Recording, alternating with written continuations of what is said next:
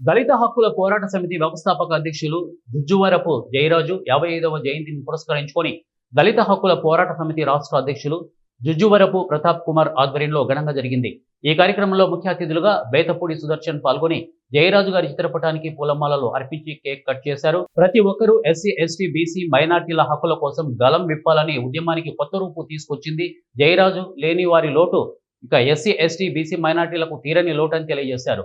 ప్రతాప్ కుమార్ మాట్లాడుతూ యువత జయరాజుని స్ఫూర్తిగా తీసుకొని ముందుకు సాగాలని, వారి సేవలు ఎనలేనివని, ఇక వారి స్ఫూర్తిని కొనసాగించాలని ప్రతాప్ తెలియజేశారు. మహోన్నత నేత జుజ్జువరపు జయరాజు అన్న గారు ఈరోజు ఈ ఉద్యమము ఈరోజు ఉద్యమం చేస్తున్నామంటే ఆయన ఆశయ సాధనకు అనుగుణంగానే మేము రోజు పోరాటాలు చేస్తున్నాం.